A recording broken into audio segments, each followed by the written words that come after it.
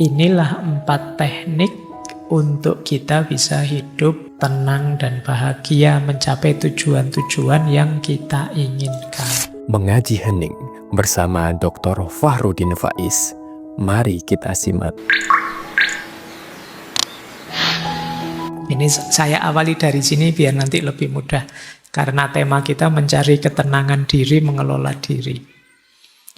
Jadi beliau menyebut ada 4 jenis teknologi. Kita selama ini mungkin menganggap teknologi itu hanya yang pertama itu saja. Kita sering mengabaikan 3 teknologi yang lain. Meskipun nanti di ceramah itu beliau menyebut cuma saya hanya fokus pada 2 teknologi yang terakhir. Yaitu teknologi of power dan teknologi of self. Ya, pelan-pelan kita mulai belajar. Hari ini kita kuliah beneran. Ya, ada 4 jenis teknologi. Yang pertama namanya teknologi of production, teknologi produksi. Nah, itu yang selama inilah memproduksi, mengubah, memanipulasi sesuatu. Pasir jadi kaca, kapas jadi kain, itu teknologi namanya. Ini definisi kita sehari-hari teknologi ya itu. Fakultas teknik itu ya isinya itu. Saya tidak tahu apa ada fakultas teknik jurusan teknologi of self misalnya. Teknologi of power misalnya. Tidak ada ya. Selalu teknik itu ya teknik yang paling atas itu. Teknologi of production. Ada jenis kedua, teknologi of sign system, teknologi sistem tanda. Bahasa, sastra, mungkin sekarang ada model AI, artificial intelligence, dan lain sebagainya. Pendidikan, ini sistem makna. Ini juga kan teknologi, cara kita menyampaikan makna, cara kita mengungkapkan gagasan, dan lain sebagainya. Ini ada tekniknya. Yang ketiga, teknologi of power. Teknik kekuasaan. Cara mengontrol, mengarahkan orang atau mengarahkan kelompok orang. Ya contohnya hukum, militer, rumah sakit, penjara. Ini kan teknik-teknik untuk mengarahkan orang.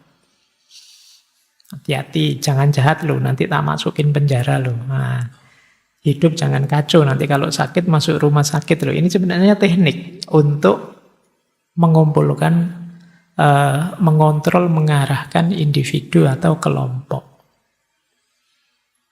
Yang keempat, ini yang banyak dibahas oleh Foucault, ya mungkin ini yang kita bahas malam hari ini ya. Teknologi of self. Jadi bagaimana kita membentuk identitas, perilaku, moralitas untuk menuju tujuan yang kita inginkan. Jadi kita ibadah, kita diet, kita nyari hiburan, kita apa itu bagian dari teknologi of self. Kemarin berbulan-bulan kita membahas kebahagiaan tuh. Cara kita menuju kebahagiaan itu teknologi of self. Bulan ini kita menuju ketenangan hidup, itu teknologi of self. Jadi teknik mengarahkan diri. Identitas kita seperti apa, yang kita lakukan apa, yang jangan kita lakukan apa, dan lain sebagainya. Ini namanya teknologi of self. Nah, Foucault di pidatonya itu beliau akan lebih fokus pada teknologi of self ini dan teknologi of power.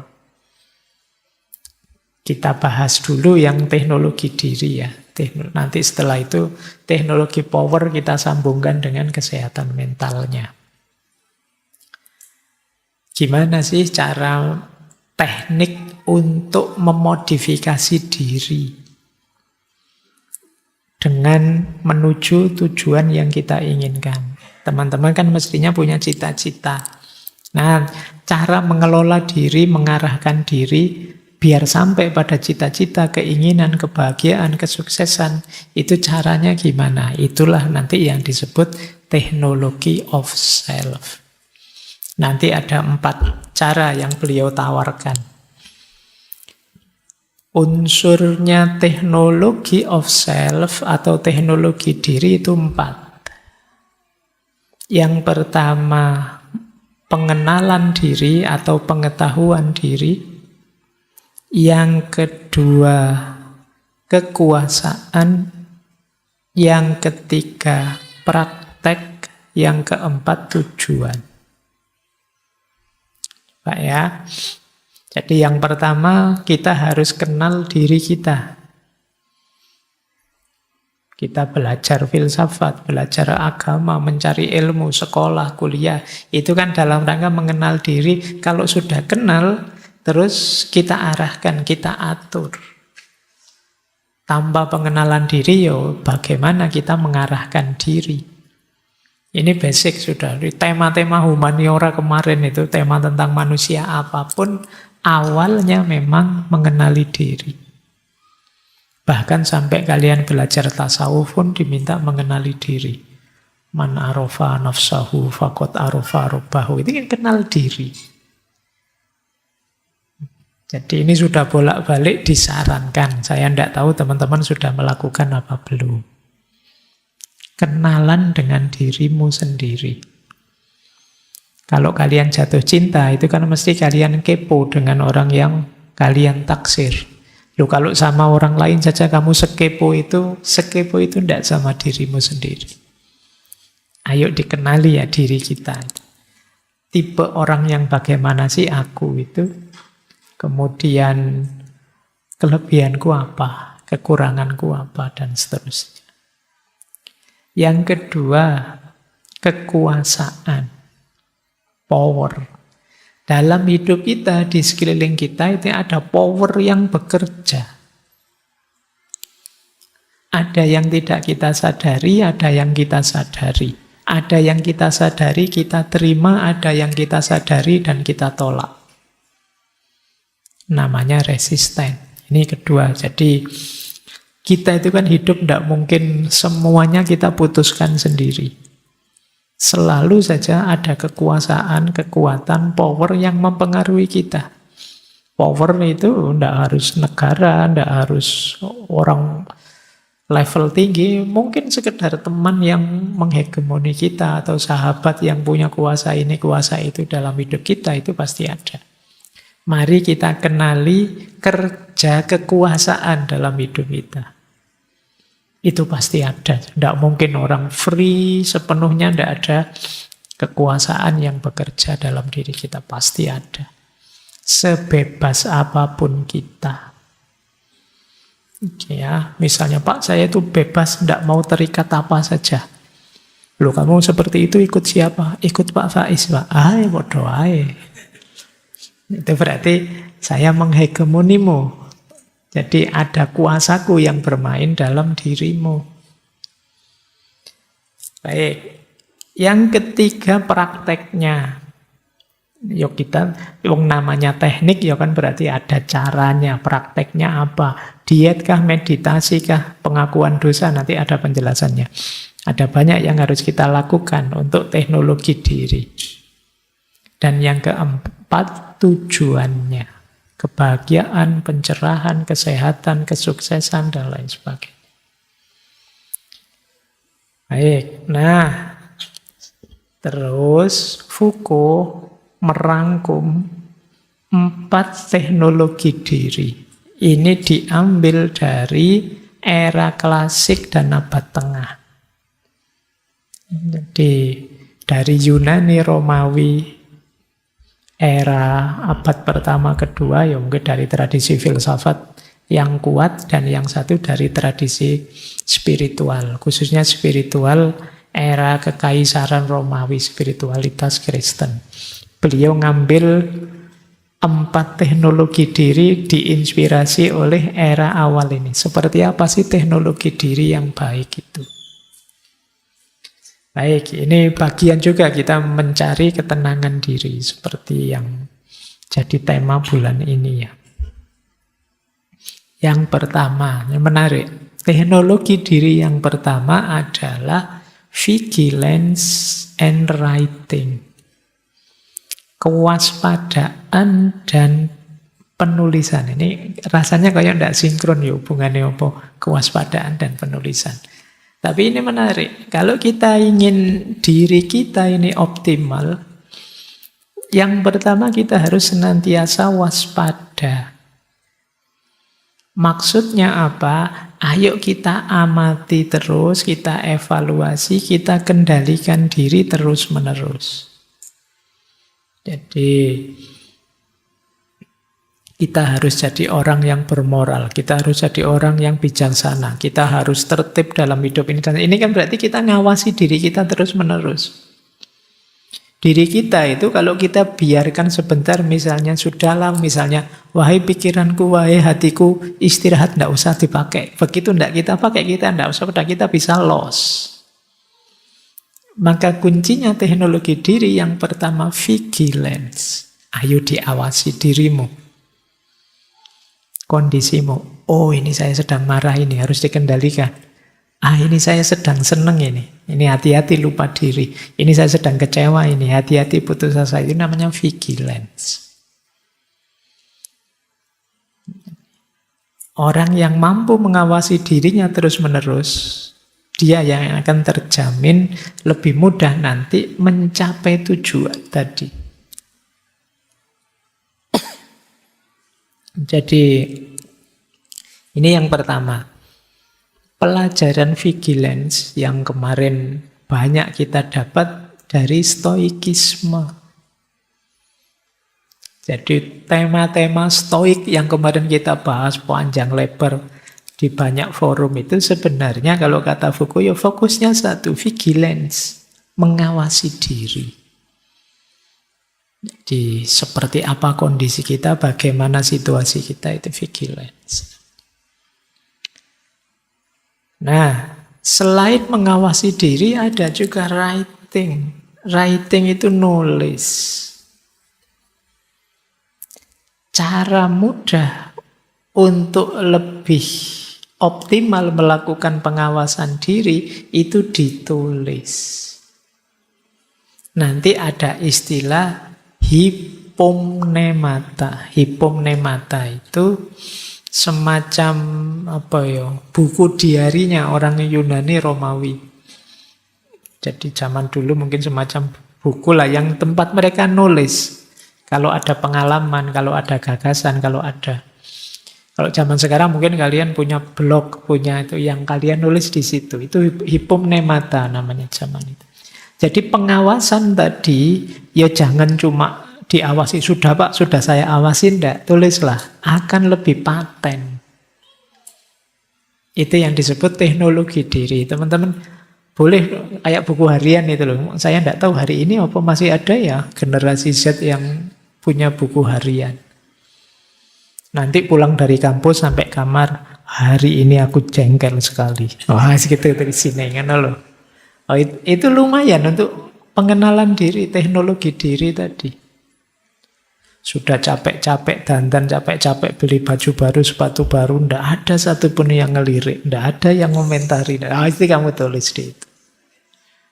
Ini namanya hypomnata. Apalagi punya ide, wah ada ide ini, cepat-cepat ditulis. Ada gagasan nih, cepat-cepat ditulis. Kalau ndak hilang.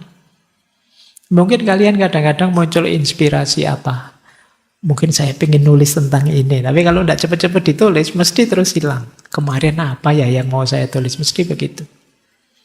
Maka writing jadi salah satu strategi teknologi diri. Nulis saja, tidak usah target macam-macam. Kalian mesti kalau nulis mikirnya, semoga nanti viral Pak, semoga nanti banyak yang nge-like lah. Kamu targetmu gitu ya, tulisanmu palsu mesti. Tidak otentik siapa dirimu. Nulis saja tentang dirimu. Bagian dari pengenalan diri untuk nanti bisa mengarahkan diri. Jadi teknologi diri yang pertama writing. Selain pengawasan diri. Kata Foucault, vigilant adalah prakondisi dari writing. Jadi mengawasi diri sebelum nulis. Nah, sementara nulis juga alat untuk pengawasan diri. Jadi ya dua-duanya saling kerjasama. Jadi menulis tentang diri kita, bahan tulisannya dari introspeksi kita terhadap diri kita. Kemudian sambil nulis sekaligus sebenarnya kita juga sambil mengintrospeksi diri kita. Jadi ini pentingnya introspeksi diri, vigilance yang ditulis. Nah, mulai sekarang mungkin latihan ya, tulislah apa-apa. Ditulis itu lebih mudah, nanti kalian memahami dirimu. Kalau ada yang dulu zaman SMP atau SMA pernah punya buku harian, itu sekarang kalian baca, itu sebenarnya saatnya kamu kembali ke belakang. Oh, ternyata saya dulu tipe orang yang kayak gini ya. Nah, mungkin buku harianmu yang lama coba dibuka-buka lagi. Mungkin kalian senyum-senyum sendiri, kalian malu sendiri lihat kata-katamu. Nanti buku harianmu kalau pas jatuh cinta nanti digambari love, terus kalau patah hati love-nya dibikin patah, terus ini kan kayak gitu dulu. Itu sekarang kamu baca, itu kan kamu senang. Ya saya dulu kok naif banget ya aku ya. Lucu banget aku ya, bikin malu saja ya. Dulu begitu, padahal waktu nulisnya nangis-nangis itu. Sekarang kamu ketawain, itu alatmu untuk introspeksi. Oh berarti saya tipe orang kayak gini dulu itu. Sekarang kayak gimana ya, saya harus seperti apa. Jadi yang pertama itu ya, introspeksi, mengawasi diri dan menulis. Teknologi diri yang kedua, ini menarik. Silent and listening. Ternyata penting. Diam dan mendengarkan. Jadi, kata Foucault begini, dalam sejarah filsafat, setelah eranya Socrates, Plato, dengan akademianya, yang itu kuat sekali di dialog, belakangan kemudian muncul dorongan gaya pendidikan baru yang sifatnya bukan dialog, tapi monolog. Guru ngomong ceramah, muridnya mendengarkan dan diam. Oh ini kuat sekali juga di abad tengah. Yang sekarang kita kritik habis-habisan, mosok ngajar kok cuma ceramah saja. Tapi ini cara pandangnya agak berbeda. Kata Foucault di situ bahkan Pythagoras itu di kalangan murid-muridnya dia punya rumus murid selama 5 tahun harus diam saja. Diajari dulu. Mereka tidak boleh tanya dan bicara. Bukan urusan pasif atau aktifnya, tapi latihan mendengarkan itu jauh lebih penting. Jadi kunci kamu pinter pertama itu pinter mendengarkan. Jadi latihan mendengarkan yang kritis. Latihan sambil mendengarkan, oh ini ada yang disembunyikan. Oh ini kata-kata apa adanya. Bahkan itu ada tulisan judulnya Risalah Plutah. Di Plutah itu ada istilah setelah sekolah kita harus mendengarkan sepanjang masa dewasa kita. Jadi listening skill itu kunci. Jangan kesusu ingin ngomong. Dengarkan dulu. Serap dulu sebanyak-banyaknya. Justru kalau kita ada orang ngomong, kita ingin balas ngomong reaktif, secara tidak sadar kita di bawah kendali orang lain. Tapi kalau kita diam, kita tidak ditelan oleh dia yang ngomong. Bayangkan ada temanmu ngomong panjang, kamu dengerin saja terus. Dia maunya kita respon, tapi kita dengar saja. Terus terakhir-terakhir kita cuma ngomong, sudah, ya sudah. Kamu tidak jadi dikuasai oleh dia kan. Coba kamu ngomong, kamu balas. Dia ngomong, kamu balas, ya sudah. Kamu sudah larut dalam pancingannya. Maka di antara teknologi diri, ayo latihan mendengarkan.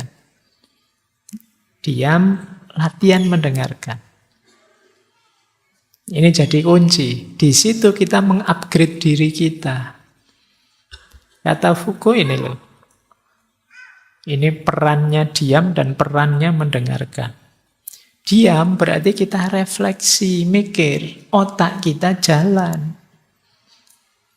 Kemudian diam juga berarti kita mengendalikan diri. Kita tidak terseret orang lain, kita tidak reaktif. Bahkan kata Foucault, diam itu bisa saja termasuk strategi resisten. Kita melawan. Karena ada banyak perlawanan dengan diam. Jadi kita diperintah, dimarahi, ditegur, dikritik, diapain, kita diam saja. Sebenarnya ini strategi kita melawan, kita tidak setuju. Jadi diam itu bisa perlawanan, diam juga bisa pengendalian diri, bisa juga momen untuk kontemplasi, juga sekaligus momen untuk menciptakan diri kita. Jadi ketika kita diam, sebenarnya kita menegaskan, aku bukan kamu. Aku versiku, terserah kamu mau apa. Nah, ini pentingnya diam. Mendengarkan juga begitu. Mendengarkan itu bisa bermakna kita sedang belajar. Atau kita sedang bijaksana, tidak ingin motong omongannya orang lain. Mendengarkan juga bisa berarti kita sedang membuka ruang dialog. Bayangkan kalau orang rebutan ngomong, tidak ada saling putus. Kayak kadang-kadang kalau di TV-TV itu loh. Kalau acara talk show, acara apa, kadang kan kalau sudah emosi, rebutan ngomong.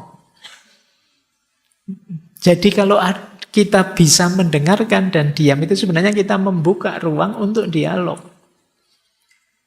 Ayo gantian ngomong, saya diam dulu, kamu ngomong dulu sampai puas, nanti baru saya. Ini kan berarti kalau kita tidak bersedia diam, ya yang terjadi konflik tetap. Jadi diam dan mendengarkan itu membuka ruang dialog. Diam juga bisa bermakna empati. Kehadiran kita yang menerima orang lain. Ya sih, kamu dengan persepsimu, dengan perspektifmu, saya dengarkan. Nah, ini perannya diam. Kemudian diam berarti juga pengakuan dan keseimbangan. Keseimbangan dalam diskusi, wacana juga mengakui hadirnya orang lain. Baik, jadi teknologi diri yang kedua justru kita harus bisa diam dan mampu mendengarkan. Jadi setelah tadi yang pertama introspeksi diri, melihat ke dalam bila perlu ditulis, sekarang diam dan mendengarkan. Lanjut. Kok isinya seperti ini ya Pak? Karena ngambilnya dari filsafat dan tradisi spiritual. Terus, ini lebih dalam lagi. Ini yang belajar tasawuf. Teknologi diri yang ketiga, askesis. Hidup asketik. Orang Jawa ada istilah tirakat. Dalam Islam ada riyadoh. Apa maksudnya? Askesis itu cara kita membentuk diri dengan latihan-latihan tertentu. Yang melibatkan tubuh, pikiran, jiwa. Kita tafakur, kita meditasi, kita latihan ini, latihan itu. Untuk ini namanya hidup askesis. Ya memang pahit sih. Ya memang berat untuk dilakukan. Tapi memang ini untuk membentuk diri kita. Jadi kata Foucault dulu zaman Yunani kuno, hidup askesis itu latihan bijaksana, mencari kebenaran, mencari kebijaksanaan. Jadi orang menarik diri untuk refleksi, kontemplasi, kemudian saling berdialog. Jadi tirakatnya tirakat untuk mencapai kebijaksanaan, kebenaran, kebajikan. Cuma setelah datang agama, ya termasuk Kristen, mungkin termasuk juga Islam, askesis ini kemudian ganti fokus. Kalau zaman Yunani itu untuk menguasai diri, kalau zaman agama-agama itu penyerahan diri pada Tuhan. Tapi dua-duanya jenis askesis. Jadi berarti teknologi diri yang ketiga itu tirakat. Latihan untuk membentuk diri kita. Baik, ya kalau dalam Islam mungkin ada istilah uzlah, menarik diri, memasrahkan diri hanya untuk Allah saja. Tapi intinya ya untuk diri kita, wong ini teknologi diri. Apa yang dilakukan dalam askesis? 3 hal. Refleksi, transformasi, dan otonomi. Jadi refleksi lagi-lagi merenungi diri kita dan hidup kita, itu refleksi. Ini kalau dalam Islam, dalam tasawuf, refleksi plus asketis itu puncaknya ketemunya makrifat. Jadi pengetahuan yang sangat dalam. Kemudian transformasi diri. Jadi membuat diri kita lebih bermakna, kualitas kita lebih tinggi. Karena kita sudah tirakat latihan ini, latihan itu, ya tentu saja kualitas kita lebih tinggi. Dan yang ketiga, otonomi. Kemampuan kita membentuk diri. Jadi kita latihan, kemudian terbentuklah diri kita sesuai yang kita inginkan. Kita sekarang kuat, tidak dipengaruhi ini, tidak dipengaruhi itu. Itulah asketik. Jadi kita ulang ya. Teknologi diri itu yang pertama diawali dari vigilance, mengawasi diri, kemudian menulis. Kemudian yang kedua dengan diam dan mendengarkan. Yang ketiga asketis. Yang keempat confession dan self-disclosure, pengakuan dan pengungkapan. Ini tentu saja diinspirasi oleh tradisi dalam Kristen kan ada itu pengakuan dosa. Tapi konsepnya tidak sekedar seperti pengakuan dosa, makanya ada 2 jenis, exomologesis dan exagoresis. Yang satu kita mengakui dosa pada Tuhan, pada masyarakat, dan berjanji untuk tidak mengulanginya lagi. Ini mirip kayak tobat. Jadi teknologi diri itu kita sadari, kita akui bahwa kita pernah salah, bisa salah. Dan mungkin salah. Tentu saja setelah pengakuan kan mesti perbaikan. Kalau ngaku saja tidak, ya gimana bisa memperbaiki? Kalau di hadapan masyarakat, di hadapan Tuhan itu namanya exomologesis. Kalau di hadapan tokoh tertentu, guru tertentu, dalam rangka biar saya dibimbing untuk jadi lebih baik, itu namanya exagoresis. Tapi mengungkapkan diri dan pengakuan ini penting. Itu tadi, dalam rangka perbaikan diri. Kalau kita tidak ngaku dosa kita, tidak ngaku salah kita, tidak menerima bahwa kita mungkin salah, ya tidak mungkin kita memperbaiki diri. Jadi ini teknologi ini penting. Ya kalau teman-teman punya sakit mental apa, misalnya ke psikolog atau psikiater, itu kan kadang-kadang kita diminta cerita, diminta ngomong apa saja dan kerahasiaan terjamin. Itu mirip seperti pengakuan dosa sebenarnya. Dalam konteks apa? Pengakuan dan pengungkapan ini, confession and self-disclosure ini. Karena salah, dosa, keliru itu kan jadi ganjalan dalam hidup kita. Ungkapkan, keluarkan, perbaiki. Nah, jadi manfaatnya teknologi ini yang pertama membentuk diri kita. Yang kedua transformasi, perubahan. Jadi kita mengubah diri kita jadi lebih baik. Dan yang ketiga, manifestasi kebebasan kita, subjektivitas kita. Bahwa kita sekarang orang yang menguasai, mengontrol, membentuk hidup kita sendiri. Baik ya, jadi teknologi untuk menuju hidup tenang, hidup bahagia. Tujuan-tujuan puncak hidup kita yang disebut teknologi diri itu ada 4 teknik yang ditawarkan oleh Foucault.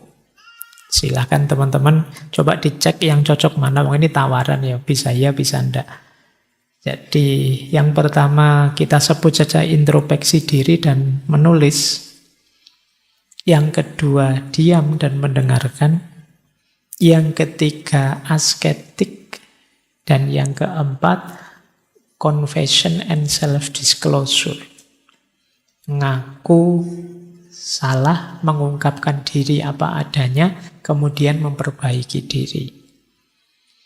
Inilah 4 teknik untuk kita bisa hidup tenang dan bahagia, mencapai tujuan-tujuan yang kita inginkan. Terima kasih sudah menyimak. Semoga channel Mengaji Hening bersama Dr. Fahrudin Faiz selalu bisa memberikan ilmu, motivasi, dan kebermanfaatan. Salam sehat dan bahagia.